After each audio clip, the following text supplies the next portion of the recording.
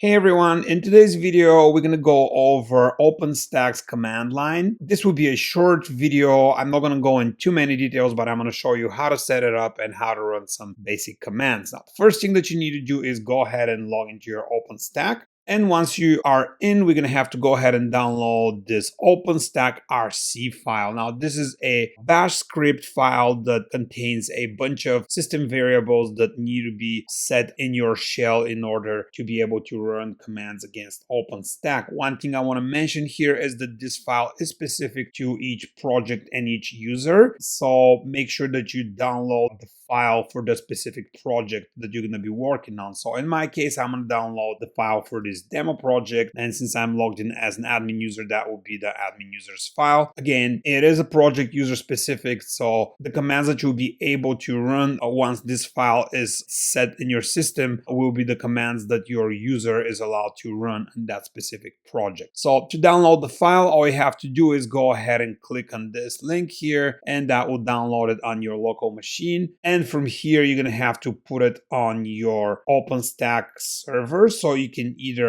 SSH copy it to it, or what I like to do is just easier for me to just go ahead, copy and paste it there. So I'm just going to grab the name of it like this, and then I'm going to go ahead and SSH into my server, and I'm going to create a new file in here. I will call it the exact same name like I downloaded. And then here, I'm going to paste the content of that file. As I mentioned, this is just a bash script file. So I'm going to go ahead and open it here with text editor and just go ahead and copy everything and paste it into this file. Once you have that done, you can go ahead and save this file. And the next thing you need to do is go ahead and source this file so all those system variables get loaded into your shell. So you can run source and then the name of the file. And then you'll be prompted for your user's password. If you haven't changed your password, it should be secret, but if you have, make sure you use the proper password for that admin user. And once you authenticate with your password, you should be ready to run OpenStack commands. So let's go ahead and give it a try and just run a basic command. We're just going to list all of our instances and that demo project. So to do that, all you have to do is run OpenStack server list. And as you can see, I get the list of all the servers in this demo project. I'm gonna go ahead here so you just can see that it's the exact same servers that we're seeing shown on our horizon. Now, another thing that I want to show you here quickly is if you're going to be running multiple commands, it's much easier to get into the OpenStack command line interface and run them from there. So to do that, all you have to do is run OpenStack.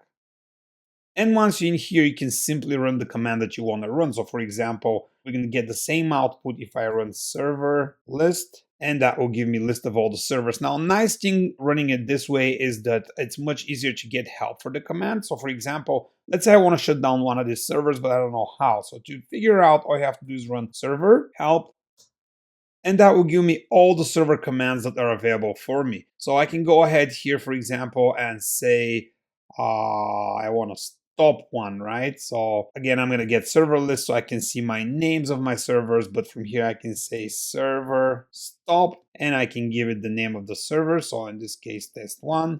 And if I go ahead and run list again, you're going to see that that server shut off, and you can confirm that on your Horizon dashboard as well. You can see that server shut off, and the same way is to start the server, as all I have to do is run server start, and that will start the server. Again, if you want to find more commands, you can either run help, and that will give you a list of all the commands, and you're going to have to scroll through them. Or you can easily also, if you know the resource that you want to work for example, let's say you want to work with your routers, all you have to do is run router, and that will give you all the commands that are related to routers. So from here, you can list all your routers, for example.